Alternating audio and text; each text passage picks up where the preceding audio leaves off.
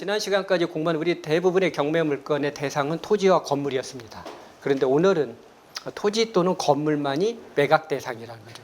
토지가 매각 대상이면 건물은 매각에서 제외되고, 반대로 건물이 매각 대상이면 토지는 매각에서 제외된 걸 우리는 법정지상권이라는 거죠. 둘 다 같이 나오면 법정지상권이 아니니까요.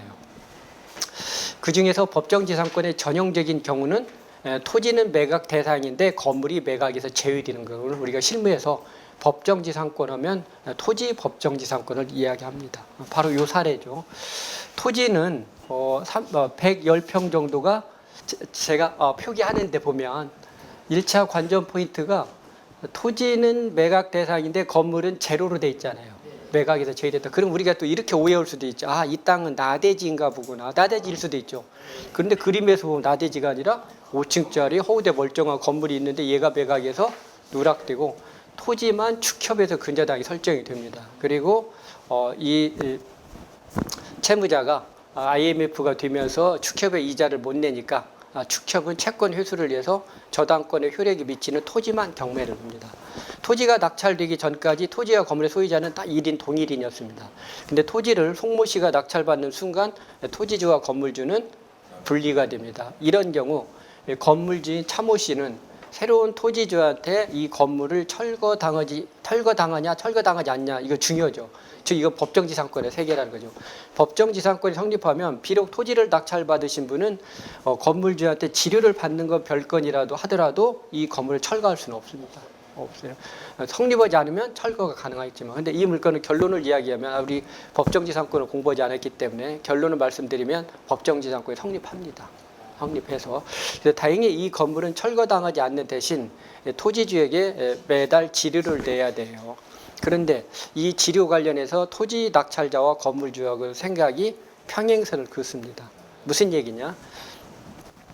토지를 낙찰받으신 분은 5억 5천에 낙찰받았지만 낙찰은 지료를 청구할 때는 최초 감정가 8억 3천의 가격을 달라고 하고, 건물주는 은행에서 대출받을 때는 이 땅은 8억 3천대의 가격을 인정받았는데 실제 지료로 인정할 때는 낙찰가 이상은 지급하지 않겠다는 거죠. 서로 의사가 평행선을 그어요. 그럼 이런 경우는 소송이 딱 정해져 있습니다. 원고가 누구냐? 원고는 토지 낙찰자입니다. 토지 낙찰자가 건물주를 상대로 지료 청구의 소를 하게 되어 있습니다. 이 소송은 고도의 법리를 요구하는 소송은 아닙니다. 사실 의의로 법리는 단순합니다. 핵심은 결국 땅값이 8억 3천이냐 5억 5천이냐 싸움이죠. 관건은 결국 이 부분은 이제 전문가인 감정평가사의 도움을 받으면 쉽게 결론이 나는데, 대개 이런 재판이 처음 시작은 미약한데 그 끝은 창대하다고, 처음에 시작할 때는 단순했는데 하다 보면 감정의 응어리가 쌓입니다. 그러다 보니까 어떻게 돼요? 재판이 지연된다, 늘어진다는 거지. 간단히 끝날 것 같은 재판이 1년을 훌쩍 넘깁니다. 그렇다고 해도 한없이 재판을 미룰 수는 없죠. 결국 한 1년 반 정도 지나서 1심이 선고가 됩니다. 얼마에? 지료가 670만 원. 그러니까 원고와 피고가 모두 공이 항소를 합니다.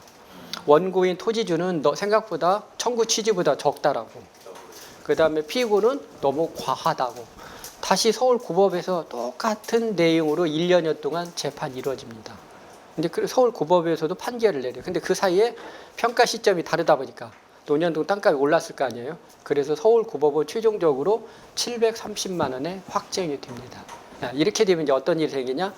건물주는 판결 당시의 금액 가지고 매달 730만 원씩 30년 동안 내야 돼요. 단 이 730만 원은 고정된 가격은 아니고요. 현재 선고 당시, 향후에 지가가 상승하거나 세금이 증가하면 연동을 해야 되는데, 낙찰 당시 판결 선고 당시 기준으로.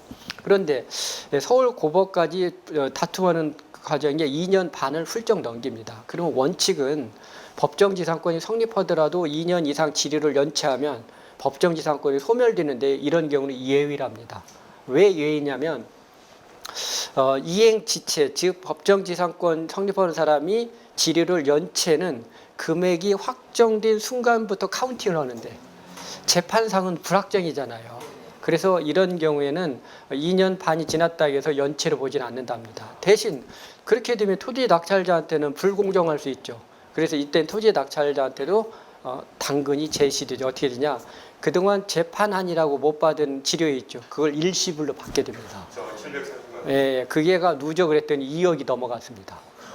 그러면 이제 판사는 판결문을 주문에 이렇게 내리죠.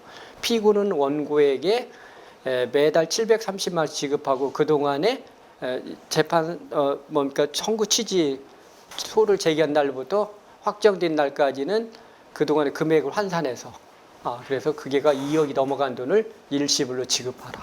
이렇게 해요. 그런데 그 2년 반 동안 소송하는 도중에 이 노년도 땅값이 최소 평당 3천만 원 이상으로 뛴답니다.